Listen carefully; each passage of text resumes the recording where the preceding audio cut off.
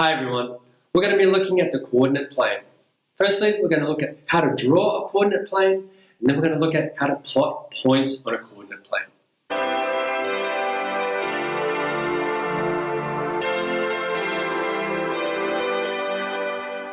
First things first, let's draw a coordinate plane.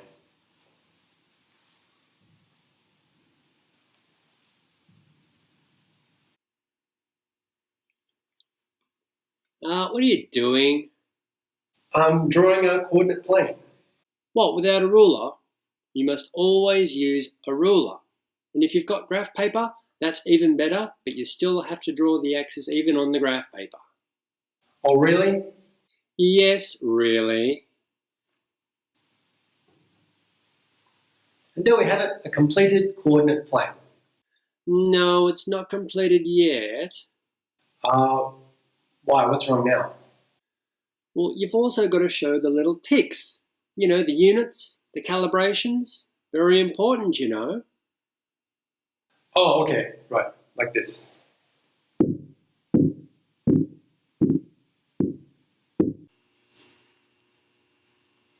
Now what do you think you're doing? What's wrong now? Don't draw them by hand. Use a ruler and make sure they're all evenly spaced. Do I have to think of everything for you? What, I have to measure these with a ruler as well? Absolutely yes. How about now? That's better. Oh, excuse me, are you getting a little cranky? You have to measure very carefully, otherwise you're going to end up getting the wrong answers one day. Now we have finished our coordinate plane. Still not quite there yet. What? Now what? Don't forget the arrows. Arrows. Okay. Like this? And don't forget to label the X and the Y. Okay. X over there. Y up there. There you go. Okay, and there is our coordinate plane. Nearly there. Aren't you going to show the numbers as well? Okay. All the numbers? Well, you should put at least one number in each of the four directions, so people know what scale you're using. Are you using 1, 2, 3, 4, 5? Or 2, 4, 6, 8, 10? Or 5, 10, 15, 20, 25? You should put at least one number in each of the four directions so people know what scale you're using. And really, it's only going to take a few seconds to write in all the numbers. Don't be lazy now.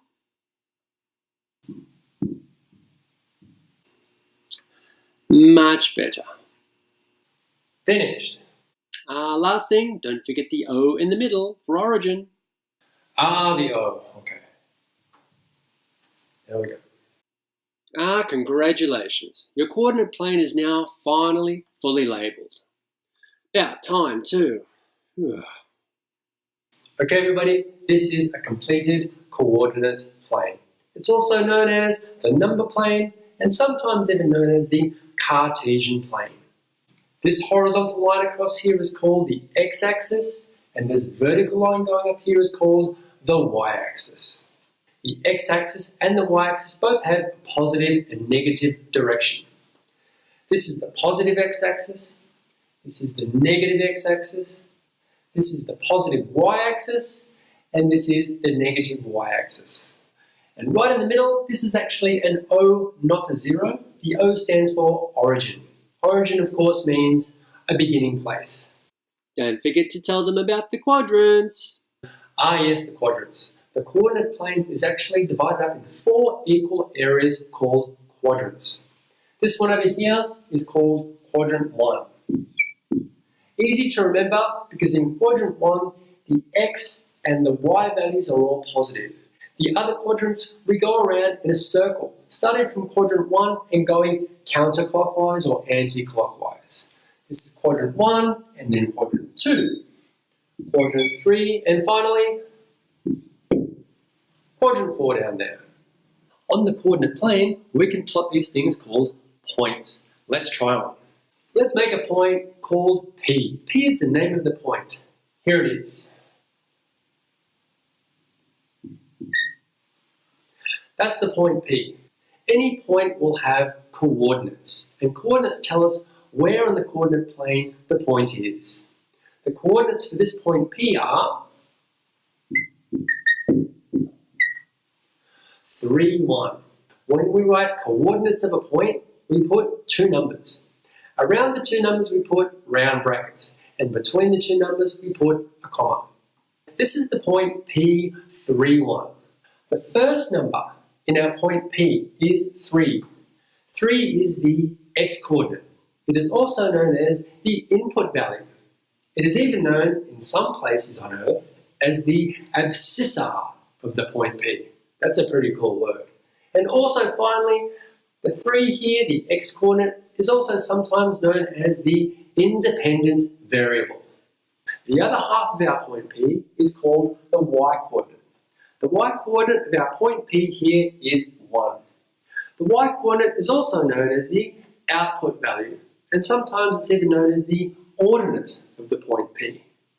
And finally, it also has another name called the dependent variable.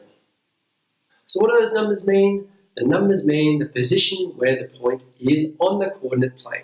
And to get there, we always start from the origin, okay? Our starting point. To get to the point P, we go 3 to the right. 1, 2, 3, okay? So the 3 is the x-coordinate, so it goes along the x-axis 3 units. And then to get up, the y-coordinate is 1, we go up 1 unit. Okay, so 3 to the right and then 1 up to get to our point P. Hence, P has the coordinates 3, 1. By the way, the origin, we forgot to mention, the origin has coordinates 0, 0. The x-coordinate is 0 and the y-coordinate is also 0. Let's now take a look at an example. Let's try and plot a few points and describe their locations. The first example is the point A, 4, 2. The x-coordinate is 4. So from the origin, we go 4 along the x-axis. Positive 4, so we go to the right. 1, 2, 3, 4. The y-coordinate is 2. So now we're going to go up the y-axis 2. Up because it's a positive 2. 1, 2. And to label, let's write A next to it. Do we need to actually write the coordinates next to it? In this case, no. I can already see the coordinates in the question over there, so no need to write them again.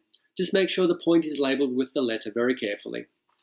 Do you mind? I'm in the middle of planning a lesson here. 5 across. Looks like we can just leave it like that. The next point is B1, negative 4. The x-coordinate is positive 1, so we're going to move 1 to the right. And the y-coordinate is negative this time, so we're going to go down 4. 1, 2, 3, 4. So here is the point B. The next example is C03. The x-coordinate is 0, so we don't actually move to the left or right at all. From the origin, we just move straight on to the y-coordinate. The y-coordinate is plus 3, so we go up 3 units.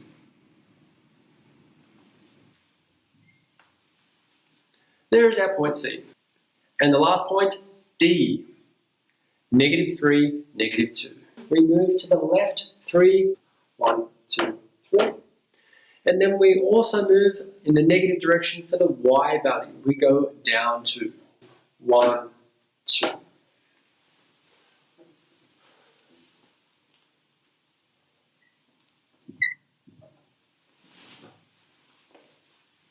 There we have it. We have now plotted our 4 points. We also have to describe their location. How would we describe the location of the point A? A is in one of the quadrants. A is in quadrant 1. What about the location of point B? B is also clearly in one of the quadrants. Which quadrant? B is in quadrant 4. Of course, quadrant 4. What about point C? C is a little different. C is not clearly in one of the quadrants, is it? How would you describe the location of point C? C is on the y-axis.